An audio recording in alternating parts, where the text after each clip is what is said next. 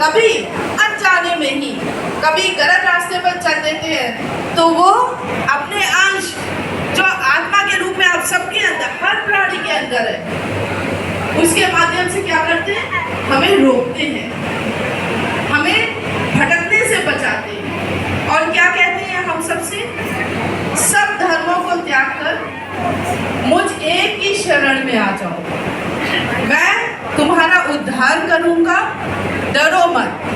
तो देखिए हमारे श्री कृष्ण भगवान, भक्त वत्सल श्री कृष्ण भगवान कितने भोले, कितना सरल रास्ता कह दिया उन्होंने हम सबको। उन्होंने क्या कहा कि कोई किसी कर्मकांड के पीछे मत भागो, किसी अंधविश्वास के पीछे मत भागो, मेरी शरण में आ जाओ, भगवान की शरण में आ जाओ, सब कष्टों से तुम्हारा उद्धार हो जाए। वो श्री कृष्ण भगवान जो हर प्राणी के हृदय में है। प्राणी कौन? केवल हम और आप नहीं, जिनमें प्राण है। वो जीव जंतु हो सकते हैं, पशु पक्षी कोई भी हो सकते हैं, उन हर किसी में श्री कृष्ण भगवान है। तो हमें क्या करना है? हमें उन प्राणियों में श्री कृष्ण भगवान को देखना है। वो हर प्राणी हमारे हैं, हम उनके हैं। हमें केवल मानव धर्म का पालन करना है, धर्म की शरण में आना है। हम इंसान हैं, इंसानियत के धर्म का पालन करना। तो श्री कृष्ण भगवान देखिए क्या कहते हैं कि अगर तुमने मानव धर्म का पालन किया और ईश्वर की शरण में तुम आ गए तो मत डरो। क्यों नहीं डरो? क्योंकि अगर डर गए तो ये डर क्या करता है? सही गलत का हमें कभी एक कहना चाहिए, ऐसा होता है हम समझ ही नहीं पाते क्या सही है क्या गलत, बस डर में भागने लगते हैं हम। तो कभी इधर भागते हैं, कभी उधर भागते हैं। अब जब बात आती है सही गलत की, अब सही रास्ता क्या है? यही तो आएगा ना आपके मन में, क्या सही रास्ता? आप जिस रास्ते में चल रहे हैं आपको लगता है वो सही रास्ता, किसी ने आपको राह दिखा दी, आपको लगा वो सही रास्ता, ऐसे ही लगता है ना? कैसे समझेंगे? बहुत सरल है ये भी। देखिए सबको मालूम है हम हमारे वेद है,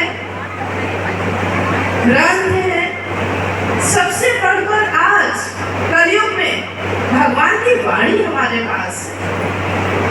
भगवान की वाणी एक वो मार्ग है जो हमें धर्म की ओर ले जाती है, धर्म प्राप्ति का रास्ता बता रही है आज भगवान की वाणी हमें, जो लिपि रूप में हमारे सामने आए। श्री कृष्ण चेतना अवतार देवी माँ के पुनीत पावन कर कमलों से 31 मार्च 1972 में, सोचिए कितने हम लोग भाग्यवान हैं?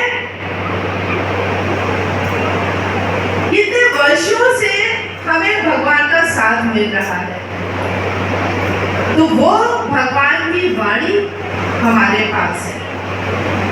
तो ये तो भगवान देखिए धर्म का रास्ता हमें भगवान की वाणी से मिला। अब आप कहेंगे धर्म का रास्ता क्या मिल गया हमें?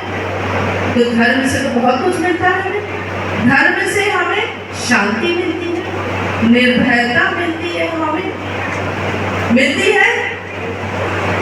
तो अब क्या है देखिए, आप कहेंगे कि हम कैसे समझे भगवान कहाँ है कहाँ नहीं। तो भगवान ने क्या कहा है?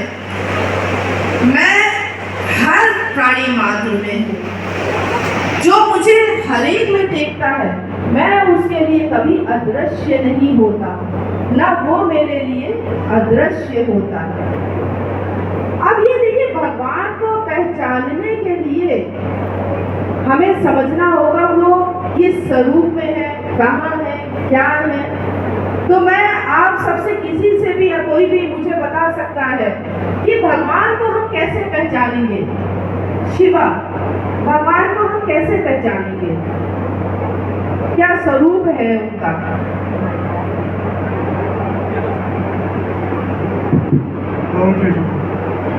अच्छे काम करके हम लोग अपने थोड़ा सा तेज माइक के पास।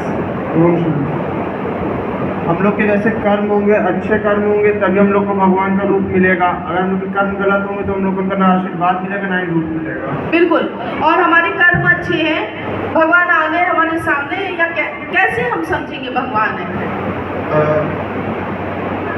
जैसे हम लोग अगर अच्छे कर्म तो आशीर्वाद में हम लोग को जो भगवान जी को मिलेगा वही आशीर्वाद होगा हम लोग का, वही रूप होगा भगवान का। तो देखिए भगवान वो है कि अर्जुन जी ने जिनके लिए कहा था कि हे भगवान, आपका तो ना कोई आदि है, न मध्य है, न अंत है, आदि मध्य अंत से रहित है हे भगवान आप। सूर्य और चंद्रमा आपके नेत्र हैं, ये कहा था।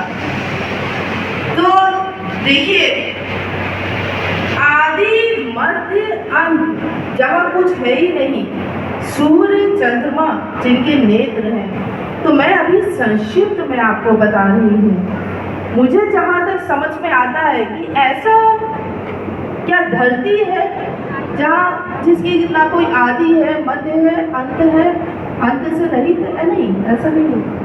ये पूरा ब्रह्मांड, अगर आप सोचिए, जिसको हम इंग्लिश में कह देते हैं, अंग्रेजी में कह देते हैं स्पेस,